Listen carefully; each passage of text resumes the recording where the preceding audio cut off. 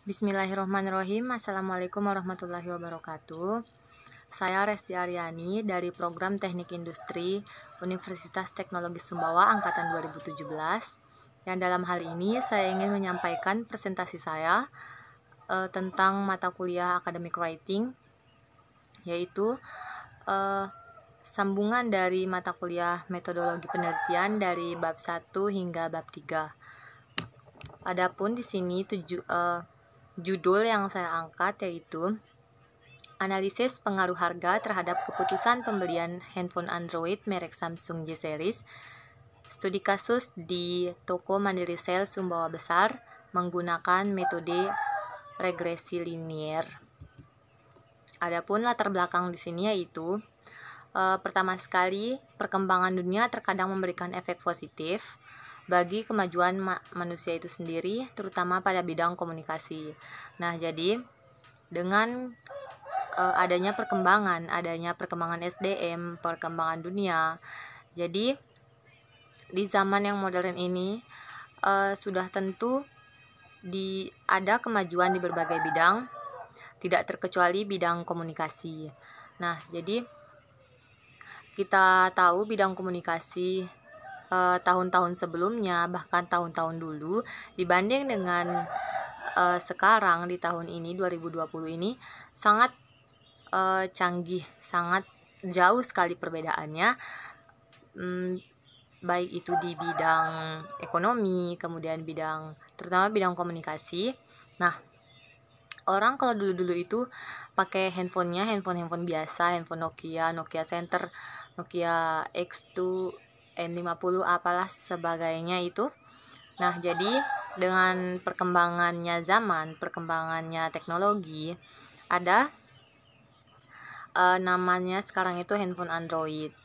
Nah, adanya handphone Android ini sendiri merupakan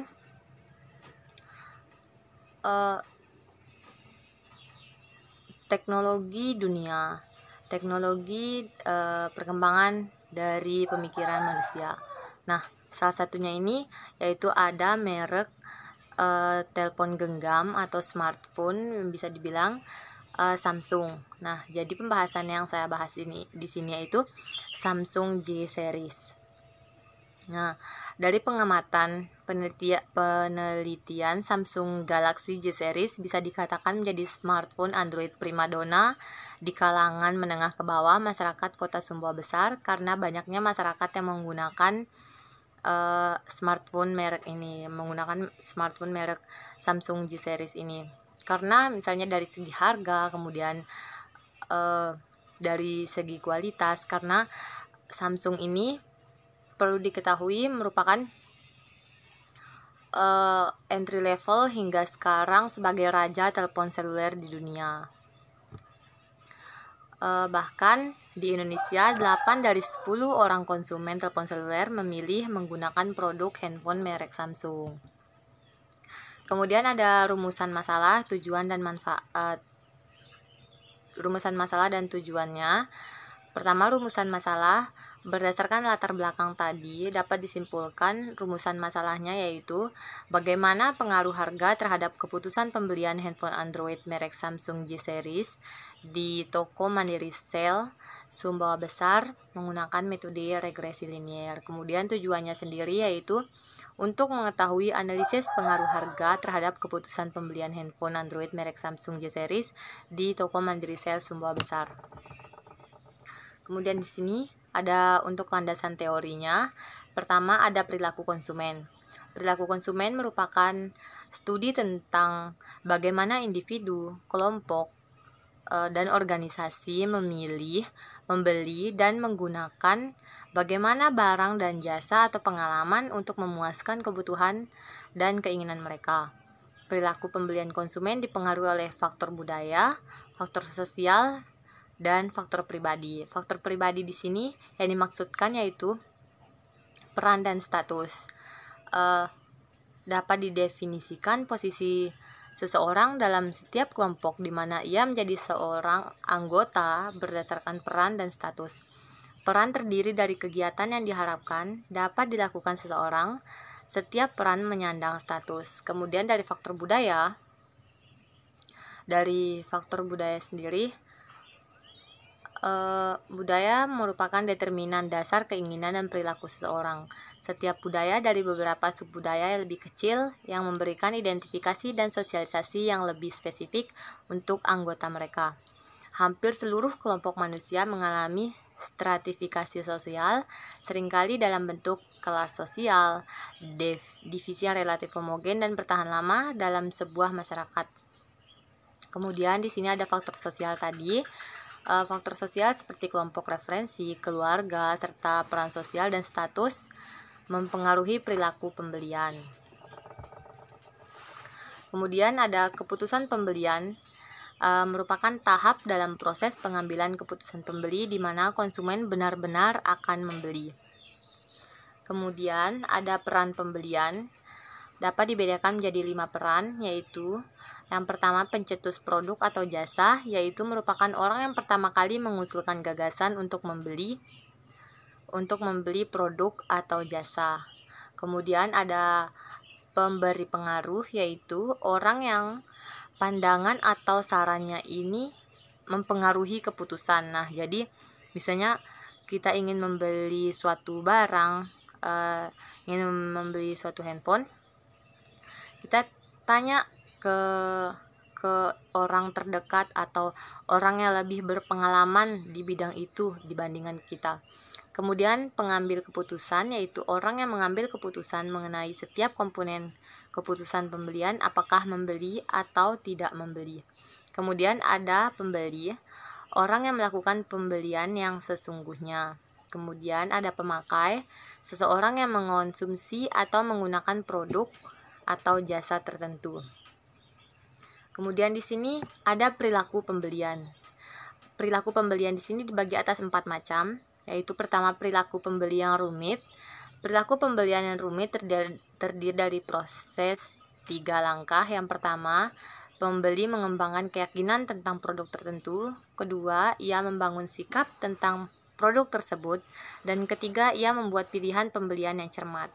Nah, jadi pembelian yang rumit ini akan membutuhkan waktu yang sangat lama dalam menentukan pilihan apakah dia akan membeli, tetapi dalam proses dia membeli ini, dia sangat cermat dalam memilih. Kemudian ada perilaku pembelian pengurangan ketidaknyamanan. Kadang-kadang konsumen sangat terlibat dalam pembelian namun melihat sedikit perbedaan antara merek. Nah, misalnya kita mendatangi suatu toko, kita mendatangi suatu counter handphone. Di sana itu ada berbagai merek telepon. Nah, jadi di sini kita melihat perbedaan baik dari segi kualitas, segi harga, dan lain-lain. Kemudian ada perilaku pembelian karena kebiasaan. Banyak produk dibeli pada kondisi rendahnya keterlibatan konsumen dan tidak adanya perbedaan antara merek yang signifikan. Kemudian ada perilaku pembelian yang mencari variasi. Beberapa situasi pembeli ditandai oleh keterlibatan konsumen yang rendah tetapi perbedaan antar merek yang signifikan. Misalnya seperti merek Advan dengan merek Samsung, tentu bisa dibilang sangat beda jauh. Dari segi merek itu sangat signifikan perbedaannya. Kemudian ada harga. Harga merupakan sejumlah uang yang dibutuhkan untuk mendapatkan sejumlah kombinasi dari barang beserta pelayanannya. Harga adalah sejumlah uang yang dibebankan atas suatu produk atau jasa dari nilai yang ditukar konsumen atau atas manfaat-manfaat karena memiliki atau menggunakan produk atau jasa tersebut.